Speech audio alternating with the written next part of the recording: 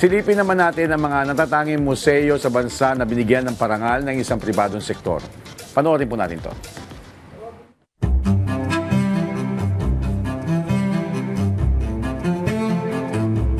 Kakaibang pakiramdam ang hatid ng pagbisita sa museo, mula sa mga antigong bagay hanggang sa mga kwento at tala ng nakaraan. Ang bawat museo ay tahanan ng karanasang hindi kailanman naluluma. Bilang pagkilala sa mga institusyong patuloy na nagpepreserba ng ating kasaysayan, sa unang pagkakataon ay bibigyan ng parangal ng isang pribadong sektor ang mga natatanging museo sa bansa. Pangungunahan ito ng Museum Foundation of the Philippines Incorporated, isang non-profit volunteer organization na mahigit 40 taon nang nagsusulong ng cultural preservation at promotions. Ang museum maraming roles. The first one, of course, is you see your past in the museum. I mean, when I say you see your past as a Filipino. It houses stories on history, art, culture, religion, even science. Ano ba yung mga ginagamit ng araw?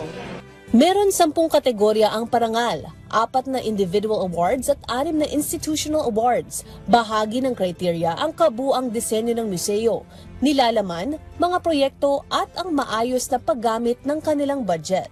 We have parang a criteria with the weights. Pero, bawat isang criteria dyan, meron kaming tinatawag na killer questions. So, ibig sabihin, kailangan may questions sa loob nun na very detailed. Okay? So, it cannot be just na maganda yung outward look ng museum. Kasi kung ginawa mo yung museum, the very modern, for example, kailangan may theme yung buong museum mo. Hindi naman pwedeng ginawa mo lang dahil naisip mo, lalagay ko lahat dyan ng makita ko. Kailangan well-curated, well-planned. There's even an engagement way, to the community or people. I believe personally, it is imperative that someone visits the museum itself. Kasi baka ang ganda sa papel.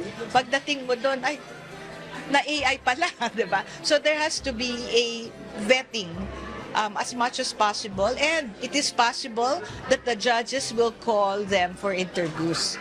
Ito na ang pagkakataon para inominate ang inyong paboritong museo. Maaring ipadala ang nominasyon sa pamamagitan ng kanilang website o direkta sa kanilang tanggapan. Bukas ito para sa lahat ng mga permanent, non-profit at government-run museums, kabilang ang mga university museum. Bukas ang nominasyon hanggang May 15, 2026 at ang awarding ay gaganapin sa October ngayong taon. Importante kasi yung museum alagaan. I know it is very expensive to maintain one, pero yun na nga yung challenge doon. You have to find collaborative organizations who will help you maintain your museum, even how small it is. Sa pamamagitan ng parangal na ito, layunin ng Museum Foundation na pasalamatan ang mga institusyong patuloy na nag-iingat sa mahahalagang bahagi ng ating kasaysayan. Sama-sama nating palakasin ang suporta sa mga lugar at nagdadala ng mga bagay at kwentong hindi kailanman kumukupas.